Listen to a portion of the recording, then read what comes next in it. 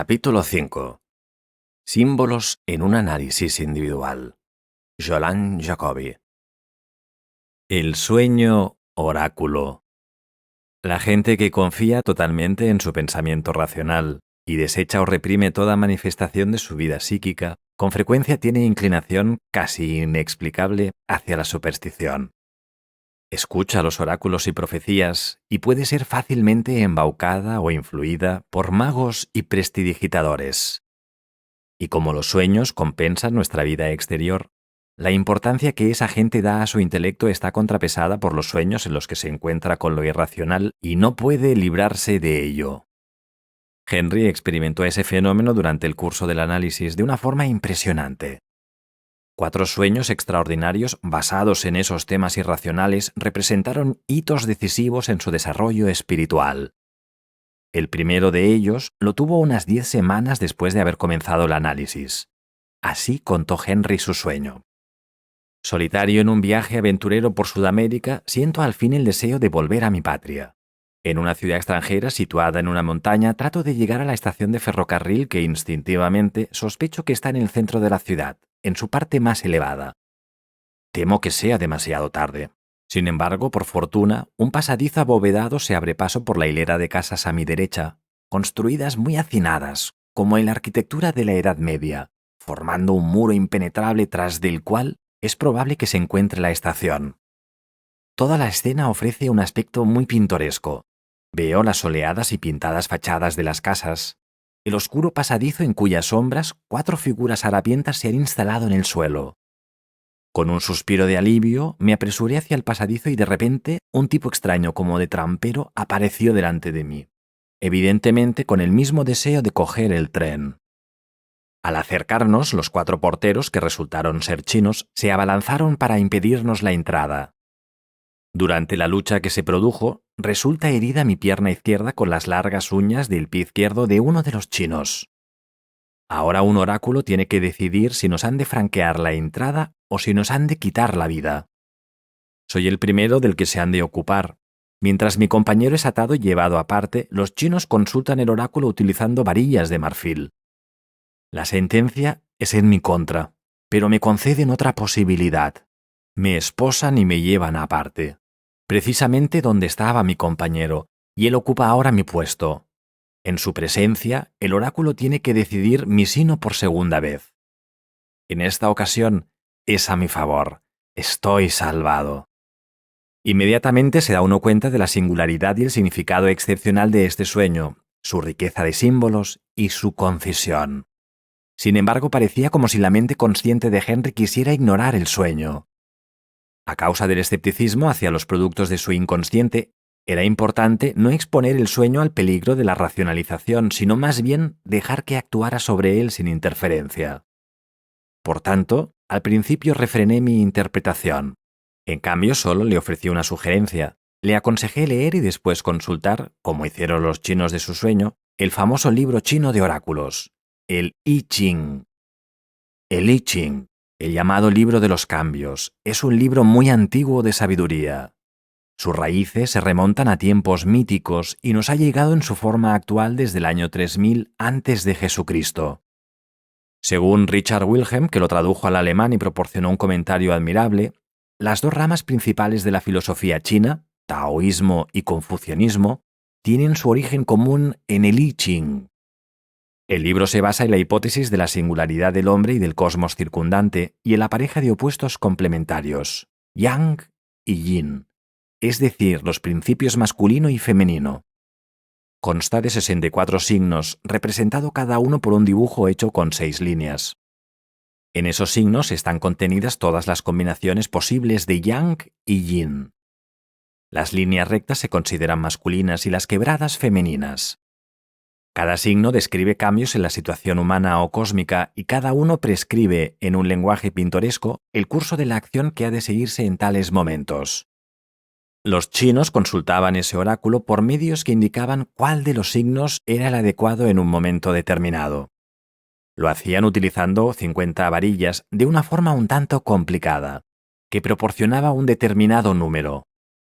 Por cierto, Henry dijo que en una vez había leído probablemente en el comentario de Jung sobre El secreto de la flor de oro, acerca de un extraño juego que a veces utilizaban los chinos para predecir el futuro.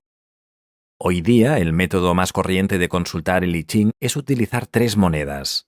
Cada tirada de las 3 monedas da una línea. Las caras, que representan una línea masculina, cuentan como 3. Las cruces, una línea quebrada femenina, cuentan como 2. Las monedas se tiran 6 veces y los números que se producen indican el signo o hexagrama, es decir, el conjunto de 6 líneas que hay que consultar. Pero ¿qué valor tiene tal adivinación del porvenir en nuestro tiempo? Aun aquellos que aceptan la idea de que el I Ching es un almacén de sabiduría, encontrarán difícil creer que consultar el oráculo es algo más que un experimento en lo oculto. Por supuesto, es difícil captar que hay algo más, porque la persona corriente de hoy día desecha conscientemente toda técnica adivinatoria como tontería arcaica. Sin embargo, no son tonterías. Como ha demostrado el Dr. Jung, están basadas en lo que él llama principio de sincronicidad, o más llanamente, coincidencia significativa. Él ha descrito esta difícil idea nueva en su ensayo Sincronicidad, principio de conexión acausal. Está basado en la idea de un conocimiento interior inconsciente que enlaza un suceso físico con una situación psíquica, de tal modo que cierto suceso aparece como accidental o coincidente, puede de hecho ser psíquicamente significativo, y su significado con frecuencia se indica simbólicamente por medio de sueños que coinciden con el suceso. Varias semanas después de haber estudiado el I Ching, Henry siguió mi sugerencia, con gran escepticismo, y tiró las monedas. Lo que encontró en el libro le produjo una tremenda impresión. En resumen, el oráculo al que él consultó tenía varias referencias, asombrosas a su sueño y a su situación psicológica en general. Por una notable coincidencia sincrónica, el signo que quedó indicado en el procedimiento de las monedas se llama Meng, o tontería juvenil. En este capítulo hay varios paralelos con los motivos del sueño en cuestión. Según el texto del I Ching, las 3 líneas superiores de ese hexagrama simbolizan una montaña y tienen el significado de mantenerse tranquilo. También pueden interpretarse como una puerta. Las 3 líneas inferiores simbolizan agua, abismo y luna. Todos estos símbolos se habían producido en los sueños anteriores de Henry. Entre otras muchas afirmaciones que parecían aplicables a Henry estaba la siguiente advertencia. Para la tontería juvenil es lo más desesperanzador enredarse en imaginaciones vacías. Cuanto más obstinadamente se adhiera a las fantasías irreales, con más certeza le sorprenderá la humillación.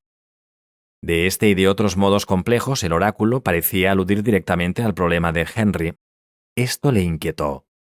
Al principio trató de librarse de sus efectos con fuerza de voluntad, pero no pudo librarse de sus efectos ni aún en sus sueños. El mensaje de I Ching pareció conmoverle profundamente a pesar del lenguaje enigmático con el que estaba expresado. Llegó a estar dominado por la verdadera irracionalidad, cuya existencia había negado durante tanto tiempo. A veces silencioso, a veces irritado, leyendo las palabras que parecían coincidir con los símbolos de sus sueños, dijo: «Tengo que meditar todo esto muy despacio». Y se marchó antes de que terminara la sesión. Canceló por teléfono la sesión siguiente a causa de la gripe y no volvió. Esperé porque supuse que él aún no había asimilado el oráculo. Transcurrió un mes. Finalmente Henry reapareció, excitado y desconcertado, y me contó lo que había ocurrido en el intervalo. Inicialmente su intelecto, en el que hasta entonces tanto había confiado, sufrió una gran conmoción que primeramente trató de suprimir. Sin embargo, pronto tuvo que admitir que los mensajes del oráculo le perseguían. Se propuso volver a consultar el libro porque en su sueño el oráculo fue consultado 2 veces. Pero el texto del capítulo, Tontería juvenil, le prohibía expresamente hacer una segunda pregunta. Durante 2 noches Henry estuvo dando vueltas en la cama sin poder dormir. Pero en la tercera, una luminosa imagen de gran fuerza apareció de repente ante sus ojos. Un casco y una espada flotando en el espacio vacío. Henry volvió a coger inmediatamente el I Ching y lo abrió al azar, por el comentario al capítulo 30, donde con gran sorpresa suya leyó el siguiente pasaje. El adherirse es fuego.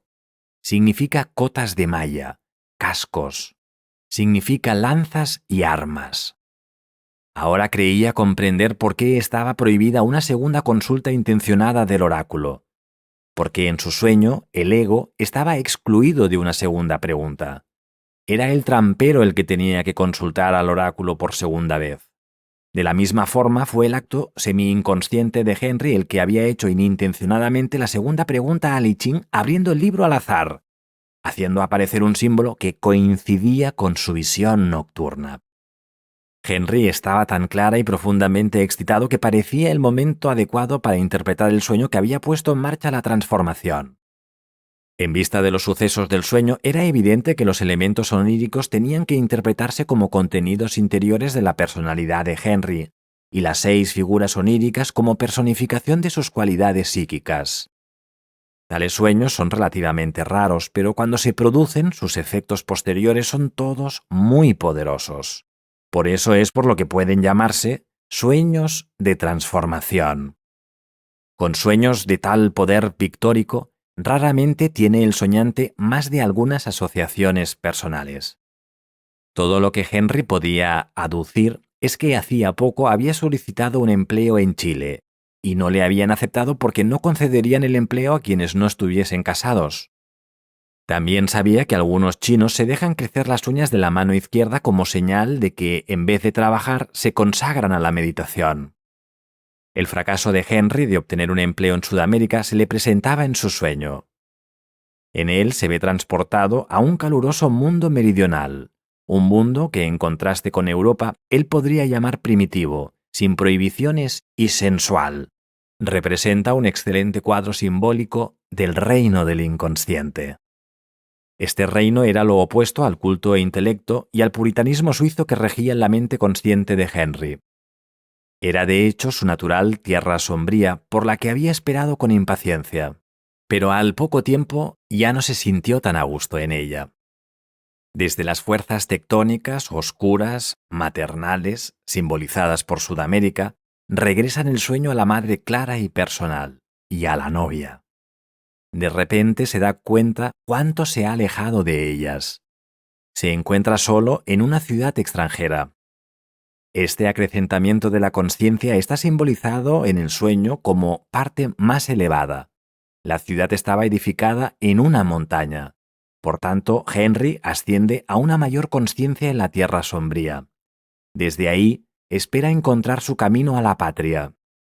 Este problema de ascender una montaña ya se le planteó en el sueño inicial. Y al igual que en el sueño del santo y la prostituta, o en muchos relatos mitológicos, una montaña suele simbolizar un lugar de revelación, donde puede producirse la transformación y el cambio. La ciudad en la montaña es también un conocido símbolo arquetípico que aparece en la historia de nuestra cultura con diversas variantes. La ciudad, que corresponde en su trazado a un mandala, representa esa región del alma, en medio de la cual el sí mismo, el centro más interno y totalidad de la psique, tiene su morada. Es sorprendente que la sede del sí mismo esté representada en el sueño de Henry como un centro de transportes de la colectividad humana, una estación de ferrocarril. Esto puede ser porque el sí mismo, si el soñante es joven y tiene un nivel de desarrollo espiritual relativamente bajo, suele simbolizarse con un objeto del reino de su experiencia personal, muy frecuentemente un objeto trivial, que compensa las elevadas aspiraciones del soñante. Solo en la persona madura, conocedora de las imágenes de su alma, el sí mismo se conoce en un símbolo que corresponde a su valor único. Aunque Henry no sabe en realidad dónde está la estación, supone que ha de encontrarse en el centro de la ciudad, en su punto más elevado. Aquí, como en los primeros sueños, recibe ayuda de su inconsciente. La mente consciente de Henry estaba identificada con su profesión de ingeniero. Por tanto, también le gustaría que su mundo interior se relacionara con los productos racionales de la civilización, como es una estación de ferrocarril.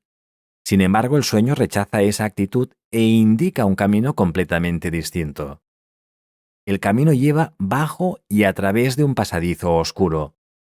Un pasadizo abovedado es también el símbolo de un umbral, un lugar donde acecha el peligro, un lugar que al mismo tiempo separa y une.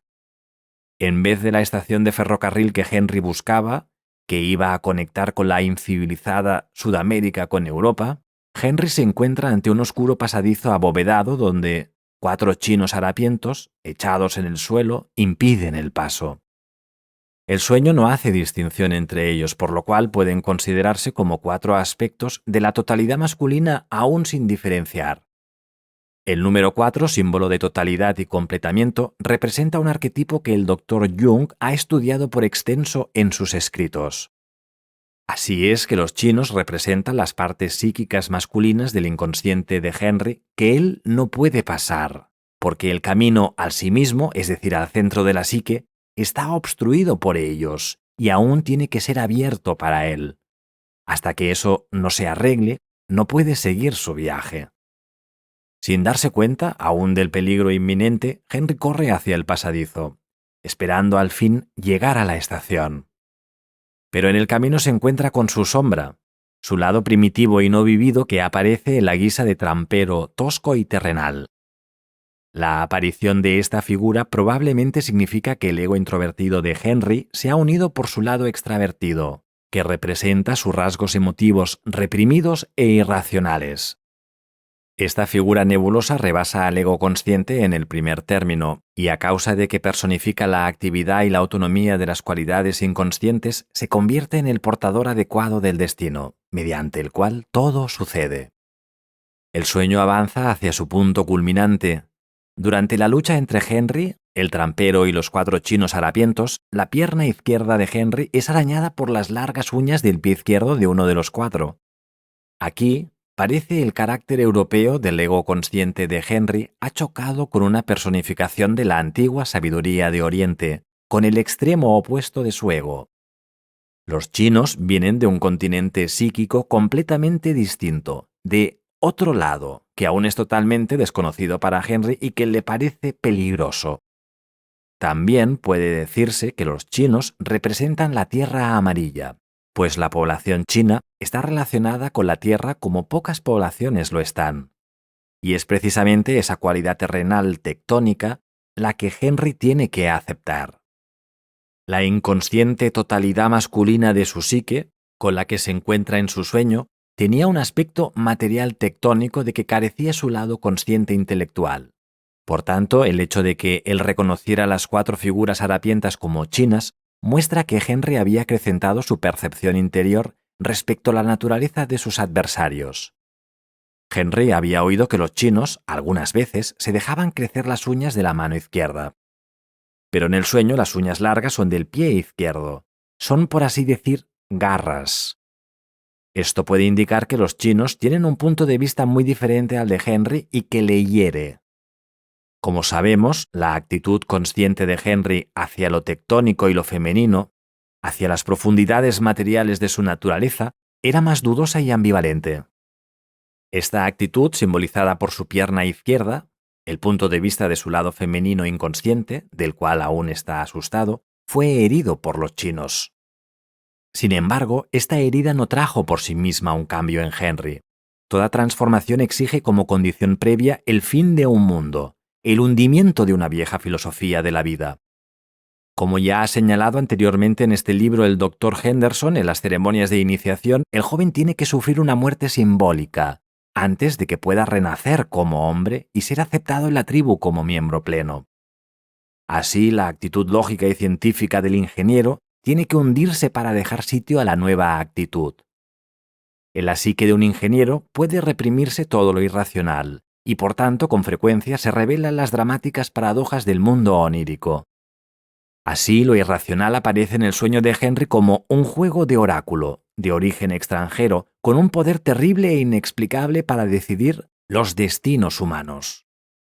Al ego racional de Henry no le quedaba otra alternativa que rendirse incondicionalmente en un verdadero sacrificium intellectus. Sin embargo, la mente consciente de una persona tan inexperimentada e inmadura como Henry no está suficientemente preparada para tal acto. Pierde los cambios de la suerte y su vida está confiscada. Está cogido, incapaz de seguir su camino acostumbrado o de volver a casa, de evadirse de sus responsabilidades de adulto. Era esta visión profunda para la que Henry tenía que estar preparado mediante este gran sueño. Inmediatamente el ego consciente y civilizado de Henry es atado y separado mientras al trampero primitivo se le permite ocupar su lugar y consultar al oráculo. La vida de Henry depende de la respuesta.